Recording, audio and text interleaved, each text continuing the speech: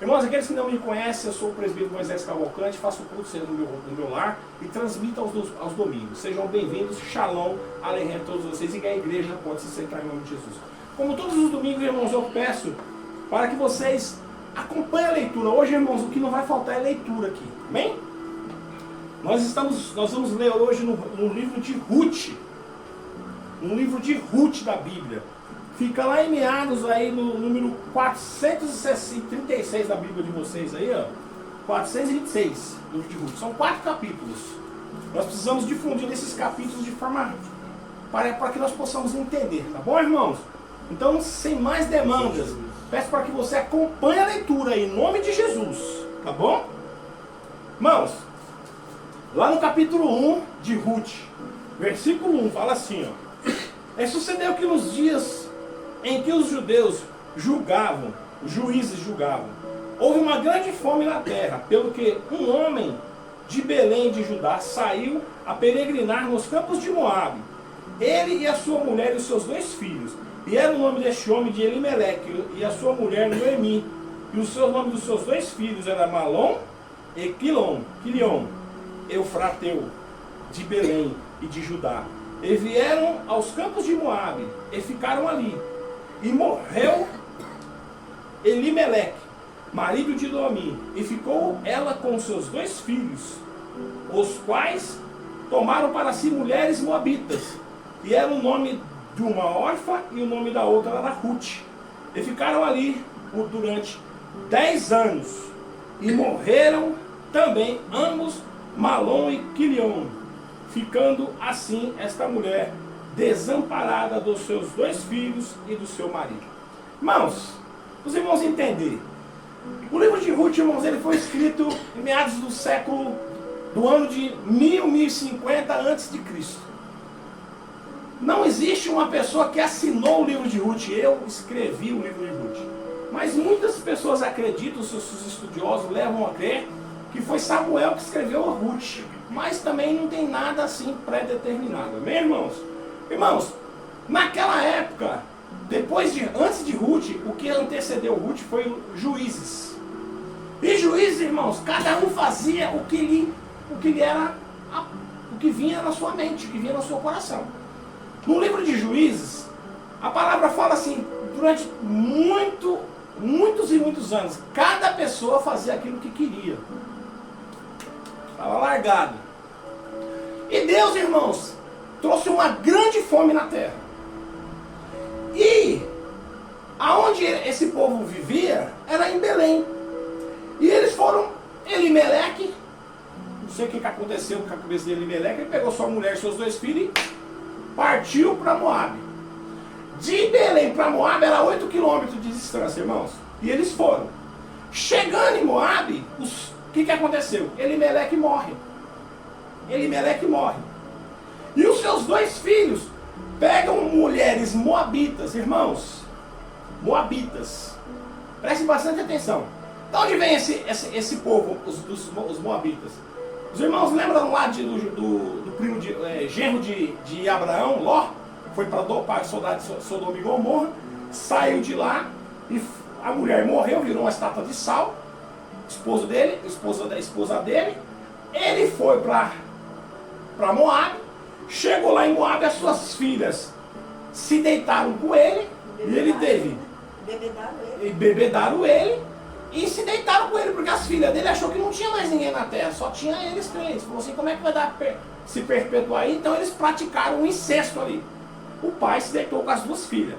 A primeira filha, Amon, foram de ver os amonitas. E depois a outra filha dele, Moar, de onde veio os moabitas. E esse lugar, irmãos, foi conhecido como a terra do incesto, a terra onde nada de bom vinha dali. E os judeus não tinham por costume misturar suas raças, nem com pessoas de um lugar mais assim aproveitável, e muito menos de um lugar que na visão deles era um lugar maldito, os moabitas. E aí o que aconteceu, irmãos? Essas pessoas foram para lá, a Noemi com seu esposo e seus filhos. De repente repente o seu marido morre, ela se vê viúva. E depois, mais pra frente, os seus 2 filhos morrem. E aí ela fica sozinha com os seus 2 filhos, com as suas 2 noras. E aí o que acontece, irmãos? Existem 3 tipos de viuvez. A viuvez que o homem morre, deixa a mulher com os filhos e deixa bens. O segundo, que o homem morre e a mulher não tem filhos, ou os filhos, no caso, morreu, ela estava sem o marido, sem os 2 filhos. E o terceiro, que é o pior, ela ficou sem o marido, sem os 2 filhos e sem nada. Uma mulher abandonada, não tinha nada. Noemi estava abandonada. Não tinha o que comer, não tinha marido e não tinha seus filhos homens para trazer o sustento para casa. Né, irmãos? E aí o que acontece?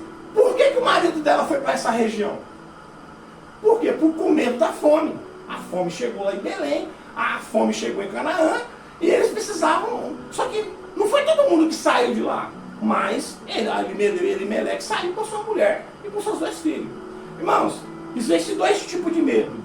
O medo da prudência. Sabe aquele medo que quando você vai fazer uma ultrapassagem no carro e você precisa ir para a contramão, então você fica com aquele medo de você fazer aquela ultrapassagem? Esse é o medo da prudência, esse é um medo bom. É um medo que todo mundo tem e que Deus não é contra esse medo.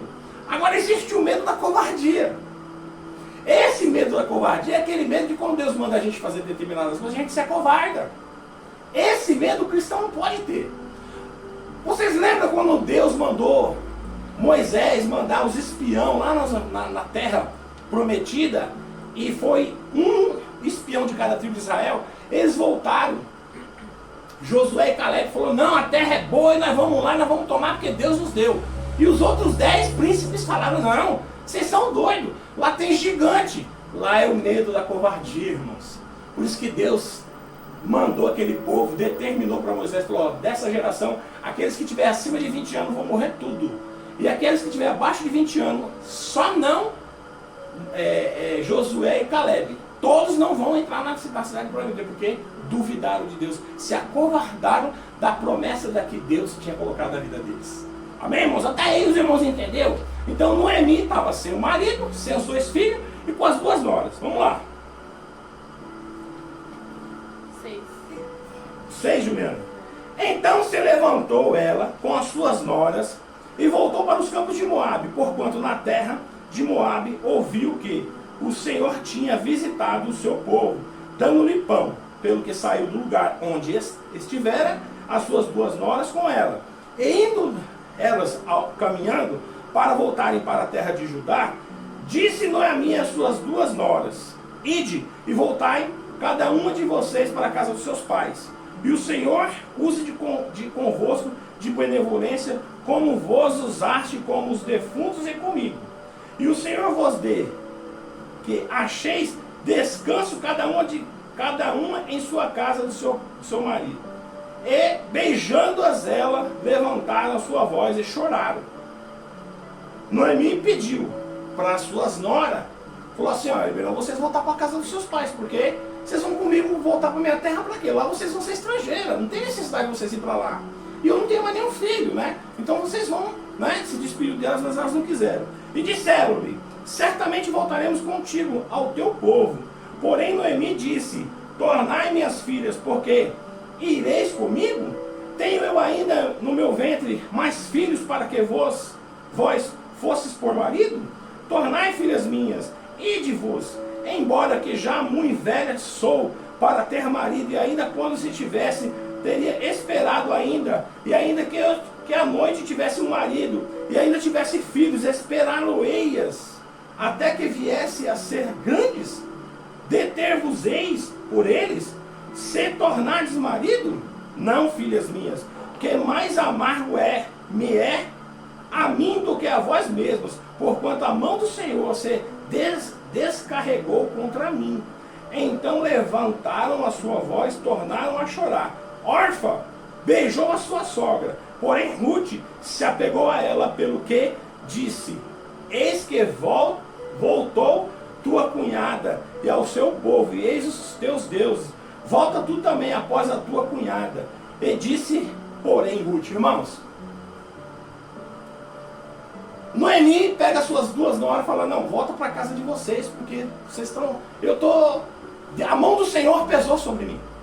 Então se vocês for comigo, a mão do Senhor vai pesar sobre vocês também. Volta para casa dos seus pais, porque não tem, já sou de idade, já estou velha, não tenho mais marido, não tenho mais como me casar, porque a lei judaica, se ela tivesse mais filhos, esses novos filhos poderiam desposar as mulheres dos seus irmãos falecidos, para levantar a descendência dos seus irmãos, mas ela não tinha mais.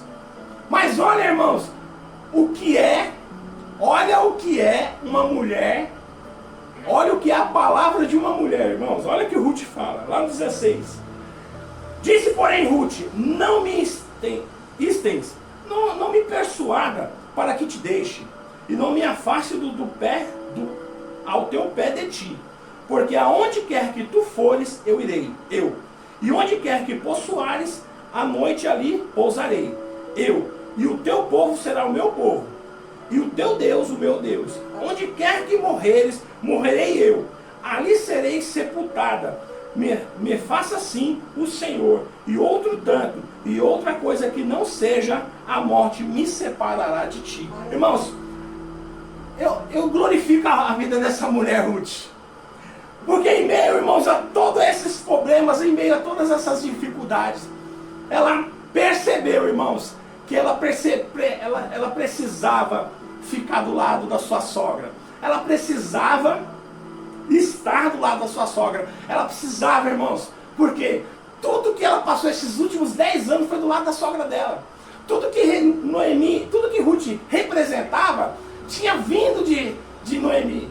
Noemi tinha ensinado ela como ser uma mulher boa, como ser o que ela era. E todos os seus ensinamentos, naquele momento, ela entendeu que ela precisava retribuir. O que ela fez? Ela falou, olha, o teu povo agora será meu povo, o teu Deus será meu Deus. Eu não quero mais saber de onde eu vim, mas eu quero saber para onde eu vou. Não me persuada a deixar a ti, porque tudo que você fizer, eu quero fazer. E a única coisa que vai me separar de ti é a morte. Irmãos, gravem bem essas frases de Ruth para com a sua sogra. Porque isso, irmãos, vai fazer a diferença na vida dessa mulher. E naquele momento, irmãos, fez a diferença para Noemi. Porque ela ia voltar sozinha, irmãos. Ela ia voltar sozinha, ela não sabia o que esperava ela na terra de Belém. Mas ela, juntamente com a Ruth, ela estava voltando para a sua terra. E a Ruth, irmãos, naquele momento mostrou a solidariedade para ela. E queria também agraciar ela com tudo que ela fez por ela. Então as duas voltaram. Vamos lá para o 18, irmão. Então vendo ela, pois, que tudo que ela estava resolvido para ir com ela, deixou de falar nisso. Assim, pois, foram ambas, até que chegaram em Belém. E sucedeu o quê? Entrando elas em Belém, todas as cidades se comoveu por causa delas. E diziam, não é esta Noemi? Porém, ela lhe dizia, não me chames de Noemi, porque o nome de Noemi, irmãos, é agradável. Representa agradável. Chame-me de Mara, porque grande amargura me tem dado o Todo-Poderoso. Cheia, parti, porém vazia, o Senhor me fez tornar. Pois me chamareis Noemi? Pois o Senhor testifica contra mim, e o Todo-Poderoso me tem afligido tanto. Assim Noemi voltou, e com ela Ruth, a Moabita, sua nora, que voltara dos campos de Moabe. Chegaram a Belém no princípio da seca das cevadas. Irmãos, o que era essa cega das cevadas? Era a festa da colheita. Elas chegaram em Belém na época da festa da colheita. Muitas pessoas, irmãos, elas acham que essa festa da colheita representava milho. Não tem nada a ver. Era cevada. Tinha o trigo, que era uma coisa nobre, e tinha a cevada, que não era tão nobre. E eles chegaram lá na festa da colheita. Aleluia. Vamos para o capítulo 2, irmãos. Lá no versículo 1. E tinha Noemi um parente do seu marido, nome valente e poderoso, de geração de Elimeleque. E era o seu nome de Boaz. Ruth, a Moabita, disse a Noemi, deixa-me ir ao campo, e apanharei espigas atrás daquele cujos olhos eu achar graça. E ela lhe disse, vai, minha filha.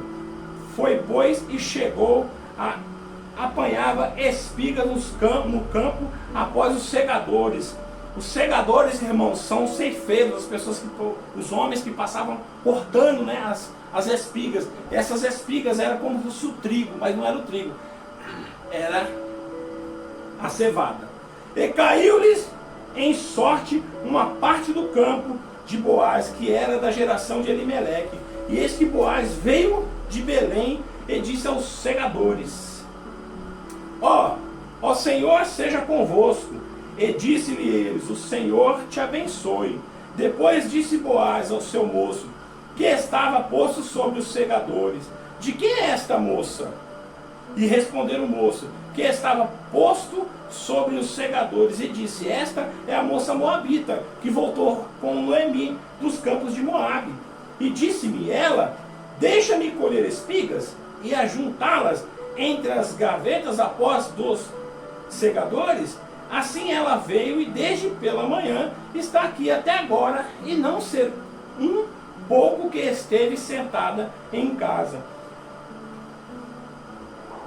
Boaz pergunta para o seu moço, para um dos seus funcionários, quem era aquela moça.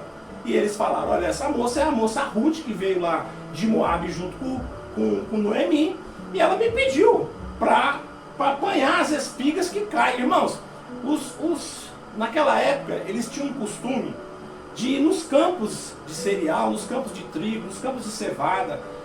Quando os segadores eles passavam fazendo as suas colheitas, todas aquelas espigas que caíam nos seus corredores, eles deixavam, eles não retiravam do chão. Os pobres vinham e apanhavam aquelas coisas que caíam no chão para o seu sustento. Foi?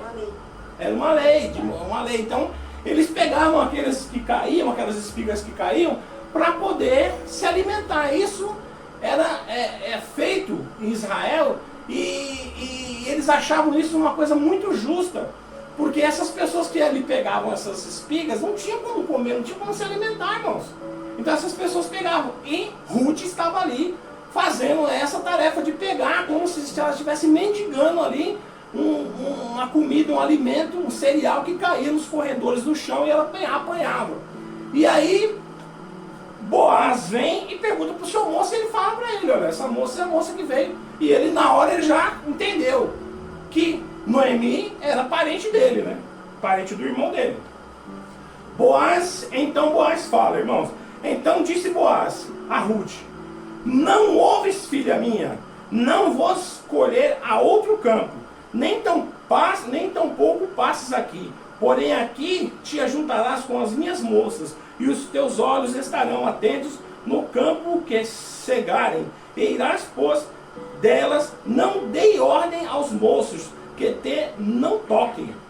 Tendo tu sede, pois, aos vasos, tendo sede, tu pode pegar as águas dos vasos e beber, do que os moços tirarem. Então ela caiu sobre o seu rosto, porque ela, irmão, por que ela caiu sobre o seu rosto? Porque ela viu que aquele homem estava sendo muito benevolente com ela.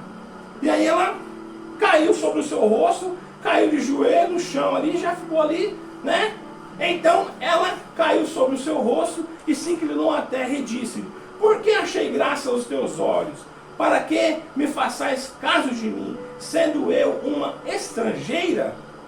E respondeu Boaz e disse-lhe: bem sei, me contou, quanto fizesse a tua sogra. Olha, irmão, ó, ela plantou lá atrás, ó.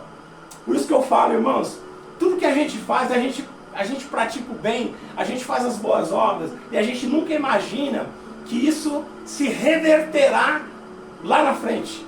Lá na frente nós seremos abençoados pelas nossas boas obras. Como a palavra de Deus fala, irmãos, que com Deus não se brinca, mas tudo aquilo que o homem planta, ele colherá. Se você plantar algo bom na terra, você vai colher coisas boas. Se você plantar coisas ruins, você vai colher coisas ruins. Deus não te obriga a plantar, mas Ele só te obriga a colher o que você plantou. E essa moça chamada Ruth agora, ela estava diante de Boaz. E Boaz começa a ser benevolente com ela, por conta da atitude dela com a sua sogra lá atrás. Percebe, irmãos? Boaz lhe disse-lhe: bem sei, me contou quanto fizeram a tua sogra, depois da morte do teu marido, e deixaste o teu pai e a tua mãe, e a terra de onde nasceste, e viesse para um povo que dantes não conheceste, o Senhor galardoe o teu feito e seja cumprido em teu galardão do Senhor Deus de Israel, sob cujas asas te vieste abrigar. Lá no 13, irmãos, e disse ela: achei eu graça em teus olhos, ó Senhor meu, pois me consolaste e falaste ao coração da tua serva, não sendo eu nem ainda como uma das tuas criadas, e sendo já hora de comer. Disse-lhe Boaz: achega-te aqui, e come do pão, e molha no teu bocado no vinagre. E ela se assentou, e ao lado dos segadores, eles lhe deu do trigo tostado, e comeu, e se fartou. As gavelas deixai colher, e não lhes embaraceis. Sobejou. Lá no 15, irmãos. E levantando-se ela a colher, Boaz deu ordens aos seus moços, dizendo: até entre as gavelas deixe-a colher. Irmãos, as gavelas era um lugar onde as pessoas que pegavam no chão não podiam colher. Mas ele falou para os seus funcionários: ó, deixa elas colher onde ela. Deixa a Ruth colher onde ela quiser. Tá? Até onde estiver nas gavelas ali, deixa ela colher. Tá bom? Não repreenda ela não.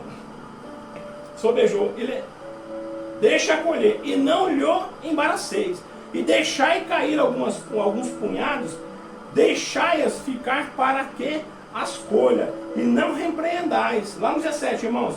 E esteve ela apanhando naquele campo, até a tarde, e debulhou, que apanhou, e foi quase uma efa de cevada. Uma efa de cevada, irmãos, significa 22 litros você pode entender, 22 litros, 22 quilos, né? Tá bom? E tomou e veio à cidade, e viu sua sogra, que tinha apanhado também, tirou e deu-lhe o que lhe sobejava. E depois de se fartar, então, disse-lhe sua sogra,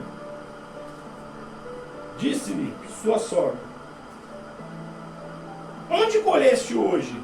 E de onde trabalhaste?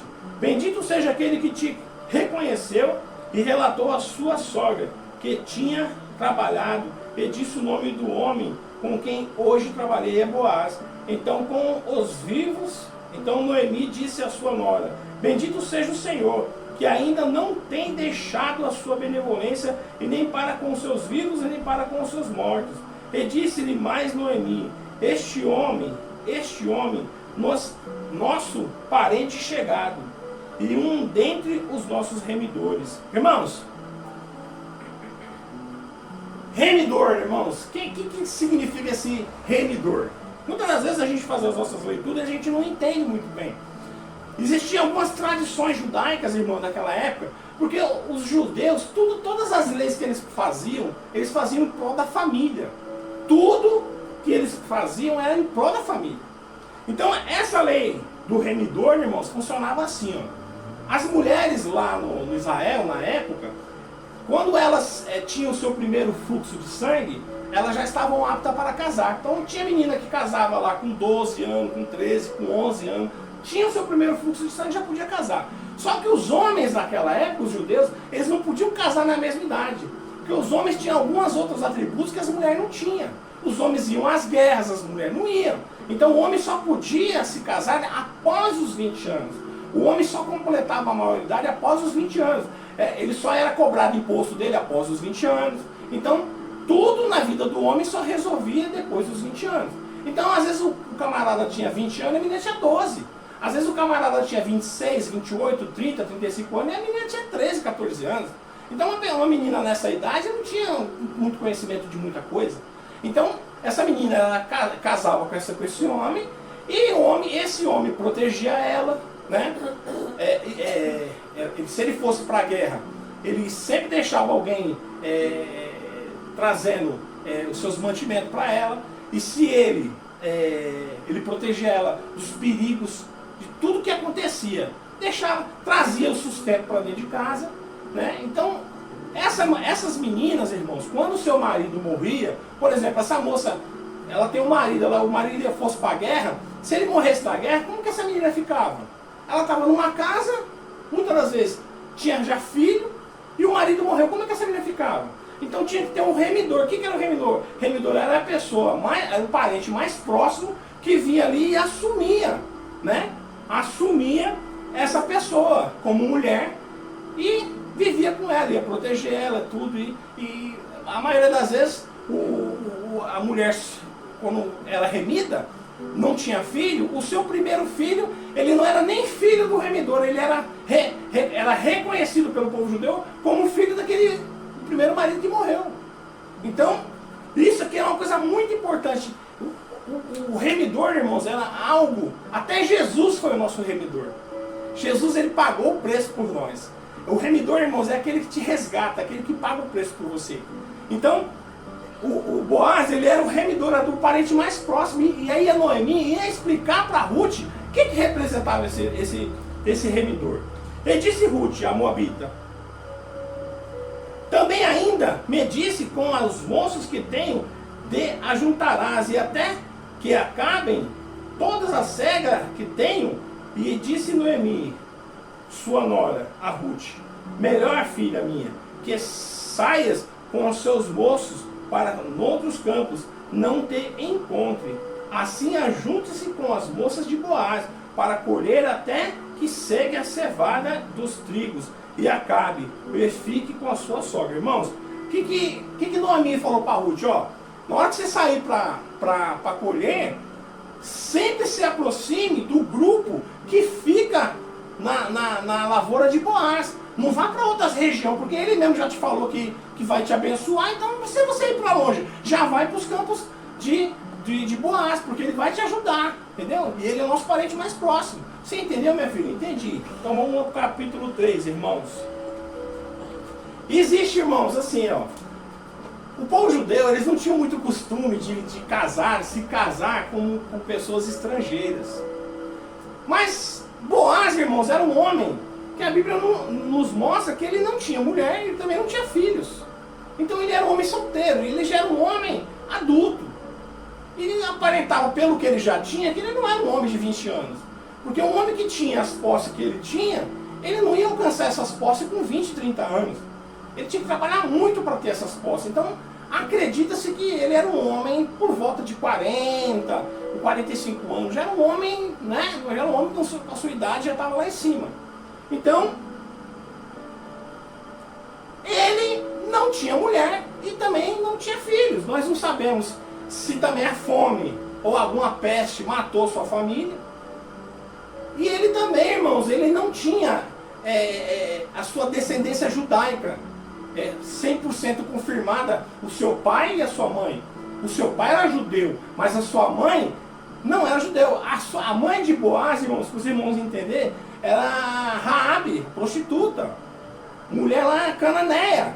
A cananeia não, a cananita, que veio da cidade de Jericó. Qual é a cidade lá? A cidade de Jericó. Então ela veio de Jericó. A mãe de Boaz, irmãos, ela era a prostituta Raabe. Então você vê, irmãos, ele também sabia o que aquela mulher estava passando, porque ele também era estrangeiro na terra. Ele também era um homem estrangeiro ali. Então, a sua mãe era a prostituta Raabe, e ele sabia que a Ruth também não tinha descendência pura de Israel. Era uma mulher moabita. Amém, irmãos? Então vamos lá. Lá no primeiro capítulo, do capítulo 3, do versículo 1. E disse-lhe Noemi, a sua sogra: minha filha, não eu hei de buscar o descanso para que fiques bens. Ora, pois, não é Boaz cujas moças estivestes de nossos parentela? Eis que esta noite padejará cevada na eira. Lava-te, pois, e unge-te, e veste os teus vestidos. Desce a eira, porém não te des a conhecer ao homem, até que tenha acabado de comer e beber. E há de ser que, quando ele se deitar, notarás o lugar onde quer que ele se deitar.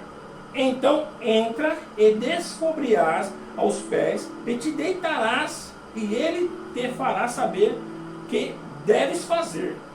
E ela lhes disse: tudo quanto me disseres farei. Então foi para a eira e fez conforme tudo quanto sua sogra lhe tinha ordenado. Havendo, pois, Boaz comido e bebido, estando já o seu coração alegre, veio deitar-se ao pé de uma meda. Então veio ela bem de mansinho e lhe descobriu os pés e se deitou. Irmãos, essa prática judaica era assim. Existe até algumas pessoas aí falando que a Ruth foi lá e se deitou com o Boaz. Irmãos, Ruth não se deitou com o Boaz.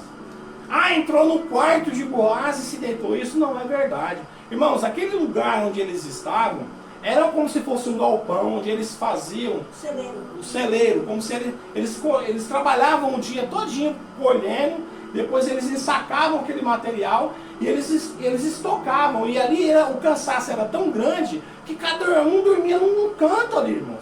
Não existia quartos ali onde a Ruth ia lá e ia se deitar com Boaz. E a tradição judaica indicava que quando a mulher ela ia nos pés daquele homem, descobria os pés dele e deitava, ela estava aceitando que ele poderia ser o remidor dela e que ela aceitava isso de bom grado. Então, irmãos, muitas das vezes as pessoas elas fazem determinados comentários, mas às vezes elas não se procuram se atentar para os costumes judaicos. A Bíblia, irmãos, é um livro de histórias, e para a gente entender essas histórias, a gente precisa estudar os costumes judaicos. Então, irmãos, lá no 8, e sucedeu que pela meia-noite o homem estremeceu, e se voltou, e eis que uma mulher jazia aos seus pés. E disse ele: quem és tu? Porque é escuro. E ela lhe disse: sou eu, Ruth, tua serva. Estende, pois, a tua aba sobre a tua serva. Porque se ele pegasse a aba dele e cobrisse ela, ele estava aceitando ela também. Porque se tu és o meu remidor. Lá no 10, irmãos, e disse ele: bendita sejas tu do Senhor, minha filha, melhor fizeste esta tua última beneficência do que a primeira, pois após nenhuns mancebos fosse, quer pobres, quer ricos. Agora, pois, minha filha, não temas, tudo quanto disseres te farei, pois toda a cidade do meu povo sabe que tu és uma mulher virtuosa. Irmãos, é impressionante como as nossas atitudes precedem as pessoas. As pessoas ficam sabendo as nossas atitudes. Todo o povo de Belém, todo aquele povo judeu sabia que tu era uma mulher virtuosa. Porém agora é muito verdade que eu sou o remidor, mas ainda existe outro remidor, a mais chegado do que eu. Fica-te aqui esta noite, e será que pela manhã, se ele te redimir, bem está, e te redima. Pois se te não quiser redimir, vive o Senhor, que eu te redimirei. Deite-se aqui até amanhã. Ficou-se, pois, deitado aos seus pés até pela manhã, e levantou-se antes que pudesse um conhecer o outro, porquanto disse: não se saiba que alguma mulher veio à eira. E disse mais: dá cá o roupão que tem sobre ti, e tem mão nele. E ela teve mão nele, e ele mediu 6 medidas de cevada, que são 2,2 litros, e lhes pôs em cima. Então entrou na cidade e veio a sua sogra, a qual disse: quem eras tu, minha filha? E ela lhe contou tudo quanto aquele homem lhe fizera. E disse mais: essas 6 medidas de cevada me deu, porque me disse que não vais com a mão vazia tua sogra. Então disse ela: sossega, minha filha, até que saibas como irá o caso, porque aquele homem não descansará até que conclua hoje este negócio. Irmãos, vamos dar uma avançada aqui, porque as horas já estão bem próximas aqui. Irmãos, nesse capítulo aqui 3, irmãos, nós vamos perceber que Boaz é o remidor de Ruth. Mas ele fala para Ruth: tem um parente mais próximo que eu preciso falar com ele. E era o primo dele, irmãos. Era o primo dele. E Boaz sumiu lá no capítulo 4, ó. E Boaz subiu a porta e assentou-se ali. E eis que o remidor de Ruth, Boaz, falava e ia passando. E disse-lhe: ó fulano, desvia-te para cá e assenta-te aqui. Aí o que acontece, irmãos? Esse primo dele chega e ele chamou 10 anciões lá e ficou, porque precisava de testemunha. E aí Boaz chega para ele e fala assim: ó, você está sabendo que as terras de Ruth estão para ser vendida? Ele fala: sim. Ah, eu posso comprar. Ele fala: então, se você quiser, você é o remidor de Ruth. Você pode ficar com as terras dela, porque ela vai vir junto com as terras dela. Aí ele falou: ah, então eu vou redimir. Ah, então beleza, também tem não, perdão, irmãos. Tem as terras de Noemi. Se você quiser, você pode redimir, porque você é o parente mais próximo. Você redime ela e ela vem com as terras. E também tem Ruth, que é a sua nora. Aí ele falou: oh, agora já 2 mulheres? Aí pra mim não dá, né, primo? Então se for o seguinte, eu não quero mais redimir elas não. Você redime, pode redimir. E aí Boaz chega para aqueles anciãos e fala assim: ó, vocês são testemunha do que está acontecendo aqui? Aí eles falam: sim, nós somos testemunha. Aí o que acontece? Pela tradição judaica, quando você não remia uma mulher, você tirava o seu sapato e dava o seu sapato para o remidor. E ele foi, tirou o sapato e deu para Boaz. E Boaz pega aquele sapato, irmãos, na frente de todo mundo, feliz do coração. Irmãos, naquele momento é uma alegria, é uma bênção. Oi, mesmo? Isso era como se fosse a assinatura de um contrato. Exatamente, naquela época não tinha cartório, irmãos. Não tinha cartório para você registrar nada em cartório. As pessoas se casavam dessa maneira. E essas pessoas faziam essas coisas dessa maneira. E essas coisas perpetuavam naquela época. A palavra de um homem valia muito. Então ele foi redimir Ruth, irmãos. Redimiu Ruth, redimiu Noemi. E ele teve um filho, irmãos, com Ruth. E ele teve um filho com Ruth, irmãos. E o nome do filho que eles tiveram é Obed. Esse Obed é o avô de Davi, o pai de Jessé. Irmãos, pra vocês verem como que Deus é tremendo. Ele pega uma pessoa que não representa nada e coloca lá em cima. E aquelas pessoas que se colocam por si só lá em cima, ele derruba e coloca lá embaixo. Muitas das vezes, irmãos, a gente pensa que Deus não está vendo as nossas atitudes.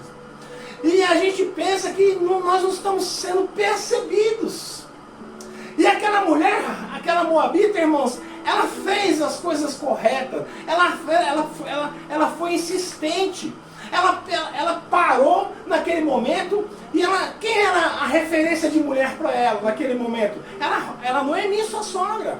Hoje, irmãos, nós vemos as mulheres mais velhas caladas na igreja. As mulheres mais velhas, elas não procuram mostrar esse exemplo dentro da igreja, porque as mulheres mais novas que hoje se mostram dentro da igreja não representam mais essas coisas que nós vemos no passado.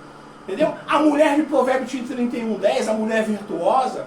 Essas mulheres, irmãos, antigamente, essas mulheres se mostravam, como a palavra de Deus mesmo fala, que as mulheres mais velhas têm que ensinar as mais novas. Hoje, irmãos, nós vemos as mulheres mais velhas dentro das igrejas oprimidas. Elas não podem mais se manifestar, elas não podem subir no altar, elas não podem dar seus testemunhos de vida, elas não podem referenciar aquilo que elas referenciavam no passado. Hoje, irmãos, as mulheres que têm poder, que têm força dentro da igreja, são as mulheres que não conseguem cobrir mais os seus quadris. São as mulheres, irmãos, que não reverenciam mais muitas das vezes o seu próprio marido. Não tem esses exemplos mais. Você vê que hoje, irmãos, muitas mulheres, elas não têm mulheres como Sara, mulheres como Noemi, mulheres como Ruth como exemplo. Elas não querem ter essas mulheres virtuosas como exemplo. Você pode ver, a maioria dessas mulheres que se levantam como pastora, elas nunca falam de uma mulher como Ruth, que é o exemplo delas. Elas nunca têm uma mulher como Sara, que chamava o Abraão, seu esposo, de senhor. Elas não querem ter essas mulheres como referência. Essas mulheres aqui, irmãos, virtuosas, elas estão colocadas de lado no passado. E hoje, irmãos, o que manda é as mulheres, irmãos, que muitas das vezes tem uma certa ligação com as mulheres empossadas de poder, não é verdade? Não quero nem falar, irmãos, não quero entrar em outros debates sobre as mulheres empossadas, mas hoje, irmãos, nós vemos muitas mulheres que não têm as grandes mulheres da Bíblia, irmãos. as grandes mulheres da Bíblia como exemplo de vida. Infelizmente elas querem ser chamadas de... Elas querem ter cargos ministeriais, então elas puxam... Irmãos, onde já se viu, muitas das vezes na igreja se usa a irmã de Moisés como uma mulher de exemplo da igreja. Falando que Miriam dançou, irmãos. A Miriam não é exemplo de mulher cristã. Miriam dançou e não foi dentro de uma igreja. E muitas das vezes, irmão, nós podemos observar qual foi a coisa boa que Miriam fez para ser usado como exemplo dentro da igreja. Não existe, irmãos. Muitas das vezes a gente pega as pessoas que a gente quer e deseja como exemplo, mas mal sabe a gente que os verdadeiros heróis da Bíblia estão aqui, ó. Noemi, Ruth, aquela que foi rainha lá, meu nome? Esther, que foi uma mulher guerreira. A esposa de Abraão, que chamava Sara, que chamava o seu esposo de Senhor. E muitas das vezes, irmão, essas mulheres é colocada de lado. Você nunca vai ver uma pastora moderna colocando esses nomes aqui como exemplo de vida para elas. Elas não vão fazer, irmão, porque não é interessante para elas. Elas querem, irmão, sim, elas querem ser empossadas de poder. Elas querem ser pastoras, elas querem ser líderes espirituais. Elas não querem ter essas mulheres que eram submissas aos seus maridos. Porque, irmãos, a mulher de Provérbios 31, a Bíblia nos mostra como é uma mulher prudente, como é uma mulher sábia e como é uma mulher abençoada, irmãos. A mulher de Provérbios 31:10 é uma mulher virtuosa. A palavra de Deus fala que ela faz tudo as suas tarefas durante o dia. Ela faz todas as suas tarefas durante o dia. E à noite ela ainda tem gás ainda para ficar com seu esposo. A sua lâmpada não apaga de noite. Ela está com seu esposo na sua alcova, irmãos. Essa é a mulher prudente. Essa é a mulher virtuosa, irmãos. Tudo que está, muitas das vezes, tudo que às vezes acontece de ruim numa nação é proveniente das pessoas que levam a palavra conforme o seu próprio entendimento. A Bíblia não nos dá o direito de fazer a interpretação da profecia divina. A palavra de Deus, ela vem e você acata. Você, como servo, você tem que obedecer. Você não pode colocar sua pessoal interpretação. Ah, não, que nessa época era assim, nessa época era assado. Então, muitas das vezes, nós estamos vivendo uma época onde as pessoas, irmãos, elas não têm esse entendimento. Elas querem ser empossadas, elas querem ser bajuladas, mas elas não querem ser virtuosas. E sempre por trás de um grande homem, irmãos, existe uma grande mulher. A mulher sábia, a mulher virtuosa, ela é a muralha do seu esposo. Ela não deixa nada atingir o seu esposo. E muitos grandes homens de Deus hoje estão caindo, porque as suas esposas não estão sendo as suas verdadeiras muralhas. Aleluia. Irmãos, que Deus seja louvado na vida de todos vocês esta noite. Que Deus abençoe a todas as mulheres do mundo. E que Deus possa tornar vocês mulheres. As mulheres de Provérbios 31:10. A mulher virtuosa. Onde acharemos uma mulher virtuosa? Sejam sábias, mulheres. Aleluia. Mulheres, sejam sábias. Mulheres, sejam virtuosas. Porque como Ruth, irmãos, ela fez a sua trajetória. Mas lá na frente, Deus mostrou para todas as pessoas. Deus colocou na luz todas as suas atitudes lá do que ela fez lá no passado. E como Boaz falou, já é dado conhecer a todo o povo de Israel que tu és mulher virtuosa. Aleluia. E por isso, irmãos, ele a despojou e teve filhos, ele galardoou ele protegeu ela, ele foi o protetor, ele foi o remidor dela, porque ela era uma mulher virtuosa, porque ela abriu mão. Irmãos, muitas das vezes nós precisamos abrir mão das coisas para atingirmos a verdadeira essência do Evangelho na vida de cada um de nós. E a mulher, irmãos, ela foi colocada na mão dela.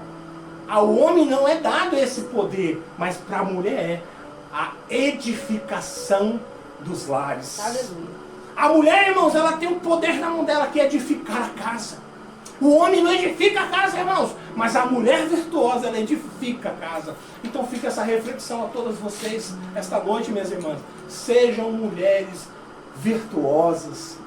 Não se preocupe, porque o que vocês estão fazendo Por mais que o seu esposo não esteja reconhecendo, por mais que as pessoas que estão em volta não estão reconhecendo, mas Deus está reconhecendo e Ele colocará nas luzes tudo aquilo que você está fazendo e você será abençoada.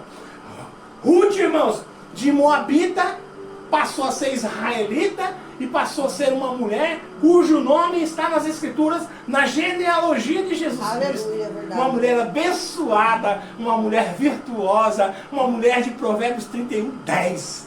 Aleluia!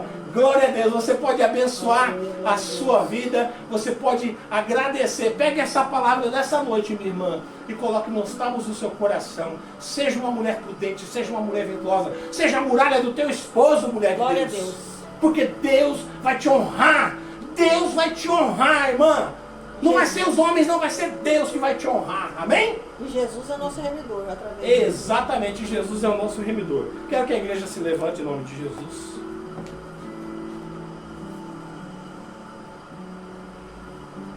Tenha uma semana abençoada, meus irmãos queridos. Tenha uma semana de paz, tenha uma semana de amor. Não se esqueçam de estarem orando pelas pessoas que tiveram suas perdas, pela família do nosso irmão Batista, pela sua família, pela sua esposa, pelos seus filhos.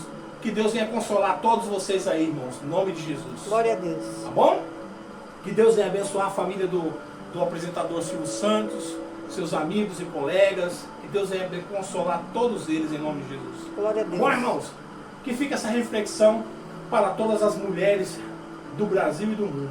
Glória a Em Deus. nome de Jesus. Levante suas mãos para cima, vamos dar na bênção apostólica em nome de Jesus. Que o grande amor de Deus, que a rica consolação do Espírito Santo esteja com todo o povo de Deus, não somente hoje, mas para todos sempre. Todos dizem? Amém. Está terminado em nome de Jesus.